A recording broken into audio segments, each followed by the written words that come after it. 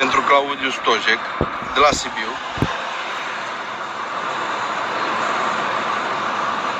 Dați distribuiri, vă rog eu mult de tot, la toată lumea. E o situație foarte urâtă.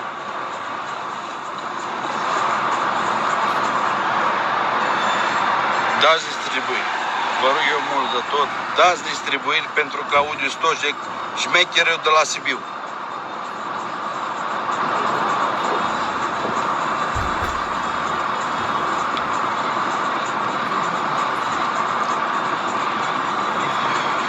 Mă știe toată lumea de când am Facebook. Nu fac eu talente și astea pe Facebook. Dar pentru gunoiul ăsta de om vreau să fac un live ce nu s-a făcut în România asta.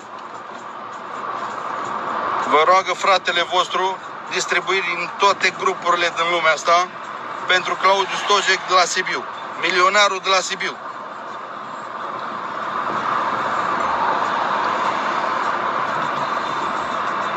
Bravo, Răzvan.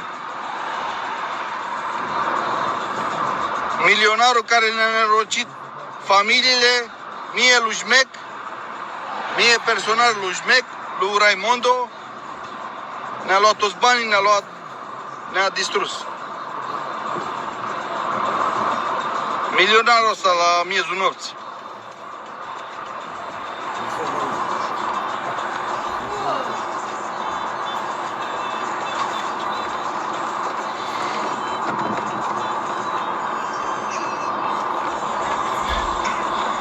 Așa, Răzvane, dă distribuiri în toate grupurile tale.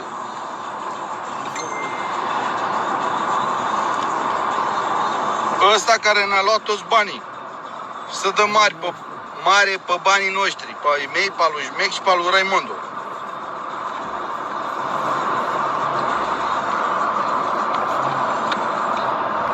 Să vadă tot Facebook-ul ăsta și toți prietenii lui cine-i Claudiu Stojec de la Sibiu.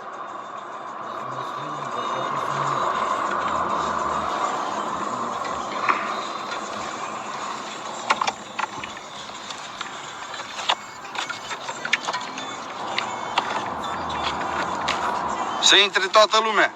Toată lumea să intre. Bă, și-a dat foc la valiză acum. În momentul de față și-a dat foc la valiză. Ne-am dat întâlnire acum la Pitești și nu vrea să vină, să ne întâlnim. Pentru că e niște chestii mai mari. E niște probleme mai mari. Pe Șmec de la Craiova știe toată Craiova. Ne-a distrus. Pe mine de la Ploiești ne-a distrus. Pe Raimondo l-a distrus. Bă, să rezolve problemele. Să rezolve problemele, că altfel ce-o vrea bunul Dumnezeu.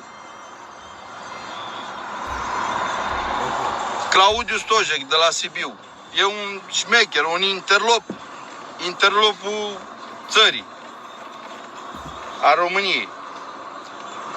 Dacă el crede că ne-a fraierit pe mine și pe Șmec și pe Raimondo, toată viața lui o să aibă de pierdut.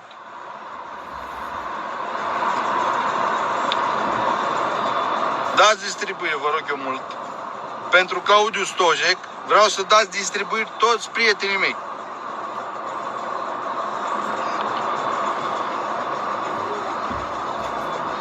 Ne-a luat case, ne-a luat mașini, ne-a luat tot. Omul ăsta la Sibiu ne-a distrus pe toți.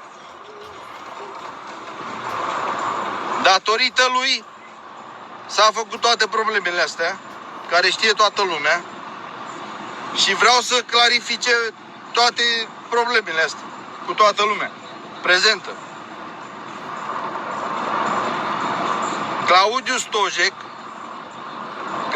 Stojec de la Sibiu, milionarul României, care are mașină de 700-800 de mii și nu ne dă banii. Păi stai mă, gunoiule, că nu e așa cum crezi tu. O să vezi ce o să întâmple.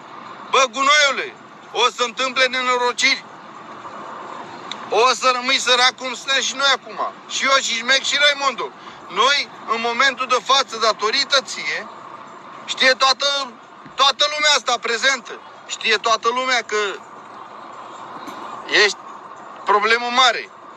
Dar am așteptat. Așteptat-o ăsta, te dai șmecher. Dacă tu ești șmecher, de ce n-ai venit să ne întâlnim să stăm de vorbă? Problemele sunt și la mine, și la Șmec, și la Raimondo. Aproape 1.000.000 de euro. Aproape 1.000.000 de euro. Dă-ne banii, băi. Băi, gunoiule, dă-ne banii. Dă-ne banii că ieșim la nenorociri mari. Ieșim la Dicot, București, Ploiești. Bă, o să ai 3-4 plângeri către tine. O să rămâi sărac de tot. Mai bine, hai să rezolvăm cum trebuie. Toți avem probleme. Și eu am datorii. Și Șmec de la Craiova. Șmec, care ai luat 500.000 de euro. Care știe toată Craiova. Ai luat 500.000 de euro pe vrăjeala ta. Și pe aburelile tale. Mi-ai luat banii. Banii de casă, banii de mașini.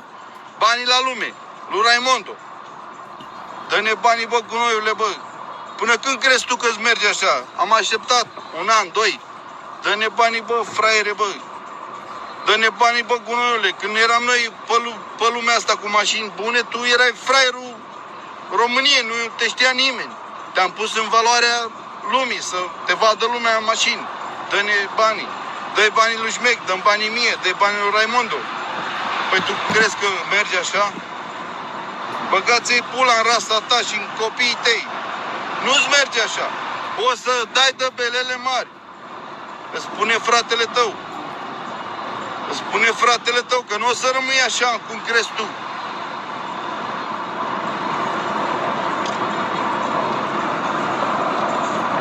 Tu ai impresia că noi suntem fraiși și tu ești șmecher? De ce n-ai venit să te întâlnești, să stăm de vorbă ca oameni? Tu crezi că noi suntem fraiși și tu ești șmecher?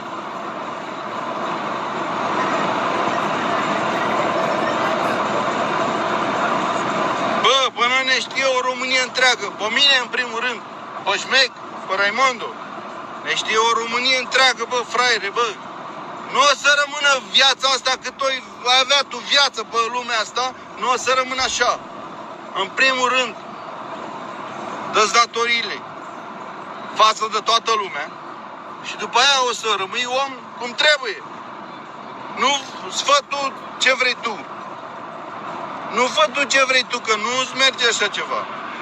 O să fii de râsul tot Sibiul ăla. Sibiul ăla o să... Bă, ți-am dat valoare. Când mergeai pe jos, ți-am pus benzile la mână, ți-am pus S-cupe, ți-am pus șeptar nou, ți-am pus toate mașinile bune să-ți dau valoare. Și tu ce ne faci acum? Ne dai la muie, nu? Păi stai că nu e așa, frate. Stai că nu e așa, frate. O să rămână istorie. O să rămână istorie toată România asta. Dacă tu crezi că ne-ai fraierit pe noi, când eu personal eram în topul lumii, care știe toată lumea că eu n-am țepuit pe nimeni, n-am făcut pe nimeni ce am avut să dau la lume, eu am dat datoriile. Dar tu ești un gunoi, te dai mare că ai 4 neveste și ai o casă care știe toată lumea cum ești. Bă, gândește bine ce faci. Eu atâta spun. Mai termin până mâine. Băi, gunoiule, gândește bine că ne-ai distrus pe toți. Pe mine, pe Raimondo și pe Șmec. Bă, ne-ai distrus pe toți. Bă, ne-ai distrus pe toți, ne-ai luat case, ne-ai luat tot. Bă, știe toată Craiova. Ai plecat cu un sac de bani aproape. Un sac de bani ai plecat și tu vrei să ne dai nouă o țeapă, nu? Bă, gândește bine ce faci. Ai termen până mâine.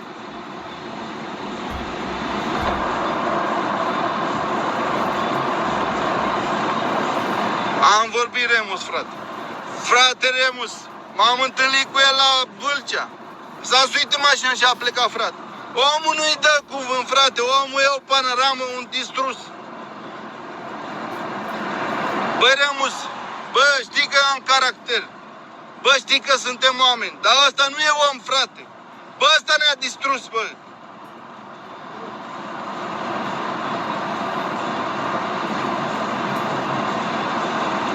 Bă, omul ăsta e un distrus, frate. Omul ăsta e doar pentru el și pentru familia lui, care are 4-5 neveste, câte are el.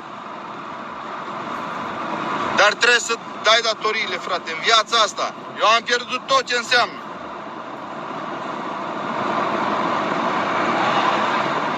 Ăsta e un om distrus. Bă, Remus, tu știi familia mea, tu știi viața mea. Am fost la tine ieri seară. Ieri am fost la tine. M-am găsit cu el la Vâlcea. Omul s-a suit în mașină și a plecat. Dacă el crede că în viața asta o să câștige cu noi, are de pierdut. Luni marți o să fie direct la DICOT. O să fie martori tot ce s-a întâmplat, cu bani, cu mașini, cu tot ce s-a dat. Dacă omul crede că el e șmecher și noi suntem fraieri, o să aibă de pierdut. O să aibă toată viața lui de pierdut. Bă, Remus, tu știi, pe mine a câștigat mult. I-am dat valoare maximă Sibiu. Când nu-l mai cunoștea nimeni, nu i-am dat valoare.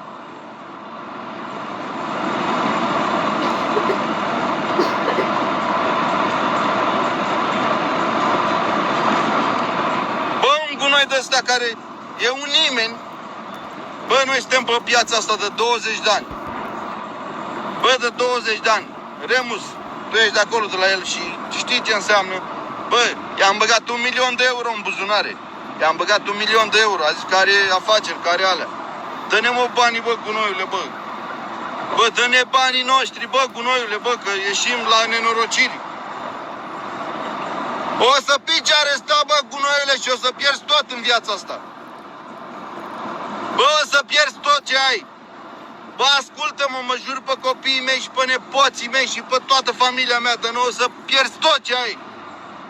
Bă, tu te plimbi cu mașina de 700-800 de mii de euro și pe noi ne-ai fraierit, mă? Tu ești mecher și noi suntem fraieri, nu? Bă, o să pierzi mult. Bă, dacă te-a ținut pizza, de ce nu te-ai văzut cu noi acum? De ce nu te-ai văzut să ne vedem? Că ești Claudiu șmecher la Sibiu. Bă, ți-aduce aminte când ți era rușine să stai de vorbă cu mine? Și tu acum cauți să ne fraierești pe noi? Treaba ta, fraiere. Treaba ta, dar o să ai de pierdut mult.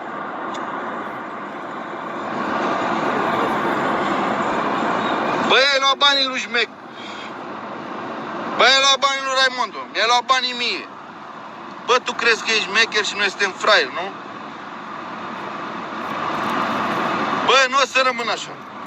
Bă, viața asta nu o să rămână așa.